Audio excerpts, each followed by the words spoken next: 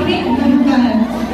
मैं सबके बारे में कहना चाहूंगी कि एक गुरु के रूप में कैसे कर रही है मीरा वहाँ पे?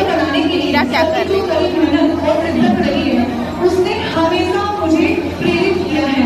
कभी भी निराशा आई है तो मैंने यही सोचा है कि हमें सफल बनाने के लिए सर जब इतनी मेहनत कर सकते हैं तो हम उनके लिए मेहनत क्यों नहीं कर सकते हैं। एक अभिभावक के रूप में सर ने हमेशा हमारी हर एक छोटी बड़ी गलती को ध्यान में रखा है।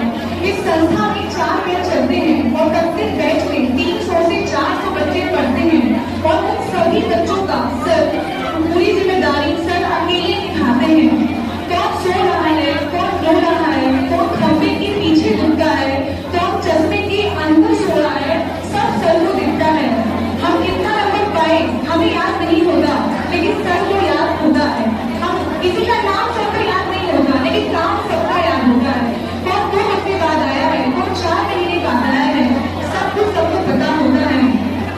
कौन किसको विश्वास की कमी है, कौन अभी विश्वास की नाव में सवार है, सब कुछ जानते हैं। इतना ध्यान तो हम खुद का नहीं रख पाते और हमारे अभिभावक भी हमारा नहीं रख पाते, जिनका ये सर हमारा रखते हैं। कुछ पंक्तियां सर को समर्पित करना चाहूंगी। हारे हुए हार के भीतर न टूटने वाली उम्मीद जगा दे। कर्म हो मेरे कितने अच्छे, कर्म हो मेरे कितने अच्छे, ऐसे शख्स को भगवान मेरा गुरु बनाया।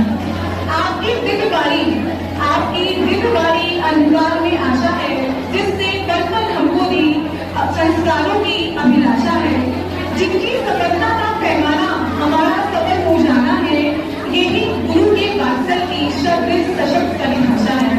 साथियों, एक शिक्षक और शिष्य का जो रिश्ता होता है वो उसमें एक अलग सा सौंदर्य होता है कि फोन का एक कदमा तक नहीं मिलता, फोन का एक कदमा तक नहीं मिलता, हमें हमारे पिता की तरफ फटकारते हैं। वो गुरु है हमारे, हमें अपनी औलाद की तरह मानते हैं। इस संस्था में आने से पहले ये मेरा अनुभव रहा है, खुद का अनुभव रहा है कि आप कितनी भी प्रतिभाशाली हो, प्रयत्नशील हो, अध्ययनशील हो, आपके अंदर कितनी भी पढ़ने की क्षमता क्यों न हो, लेकिन आप तब तक सफल नहीं हो पाते जब तक कि आपको एक सही दिशा निर्देशन और एक उचित मार्गदर्शन प्राप्त नहीं होगा। जो मुझे इस संस्था